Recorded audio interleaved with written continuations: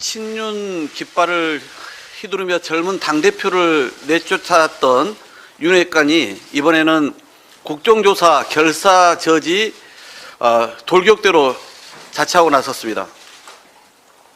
불과 2달 전 무한 책임을 느끼며 조용히 지내겠다며 일선으로 후퇴한 윤 회관은 대통령이 시정연설 후 건넨 어깨 팡팡이 무슨 면죄부라도 되는 양 연일 의기양양 목소리를 높입니다.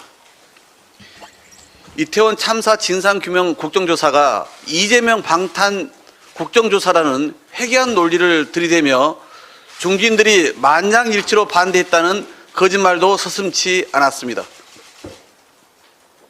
임기를 채우지 못하고 책임지고 물러난 전 원내대표는 음모론은 기본이고 야당 대표에 대한 저주가 정치 목표처럼 보일 지경입니다. 당 비대위원장은 야당의 이상민 장관 책임론 공세는 대한민국 흔들기라며 국민 상식과 정반대의 기막힌 주장을 합니다. 158명의 소중한 생명이 희생되었습니다. 비극적 참사의 진실을 밝히자는데 이를 위한 국정조사가 왜 정쟁이고 왜 이재명 살리기입니까? 이태원 참사의 진실과 책임을 회피하고 국민적 시선을 엉뚱한 방향으로 돌리기 위해 윤 회관을 비롯한 국민의힘 지도부는 기승전 이재명, 기승전 문재인이라는 생억지 주장만 연일 쏟아내고 있습니다. 다수의 여론조사에서 확인되듯이 민주당은 압도적 국민의 요구를 받들어 정권이 은폐하려는 진실과 책임을 밝히고자 하는 것입니다. 국가적 참사를 초래해 놓고도 무한 책임 있는 여당이 오히려 황당무계한 음모론으로 진실 규명을 방해하니 국민은 더욱 분노하고 있습니다. 어제 국회 예결위에서 국민의힘 의원은 이상민 행안부 장관을 향해 사퇴를 수습하고 나서 나처럼 국회의원이 되라는 황당한 말을 했습니다. 정녕 이 상황이 비극인지 희극인지도 구분을 못하는 겁니까?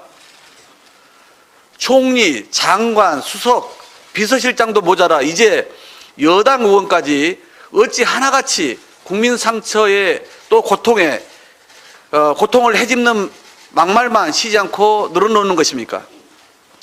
민주당은 원내일당으로서 자고우면하지 않겠습니다. 이토록 반성 없이 오만하기 그지없고 적반하장으로 책임을 돌리는 정부와 여당에 결코 굴할 수 없습니다.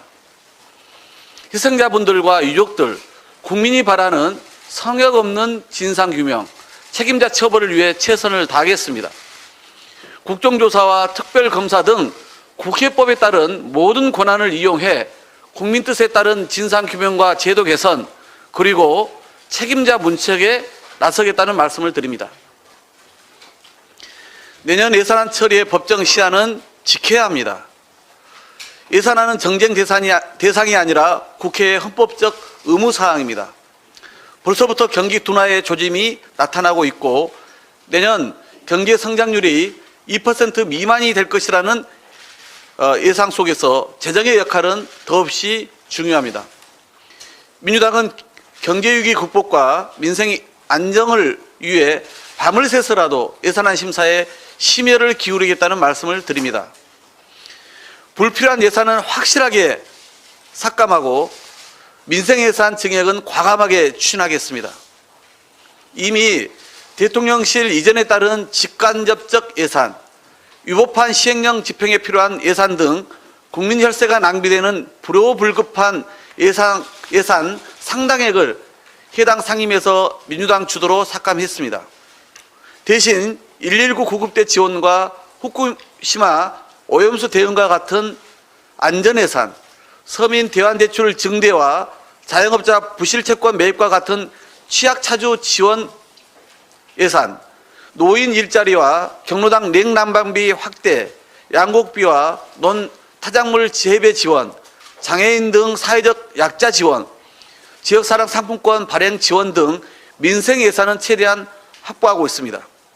하지만 국민의힘은 예산안 처리 법정 시한 운운하면서 정작 상임위 활동에는 무책임하고 소홀하기 짝이 없습니다. 가전 핑계로 상임위 회의 일정조차 잡지 못하게 방해하는 여당은 법정 시한 내 예산안 처리를 원하지 않은 것 같습니다. 그래놓고 야당 발목 잡기라며 언론 플레이에만 급급합니다. 소위 구성도 못하게 온갖 조건부터 갖다 붙이는 여당이야말로 발목 잡기 하고 있는 것 아니겠습니까?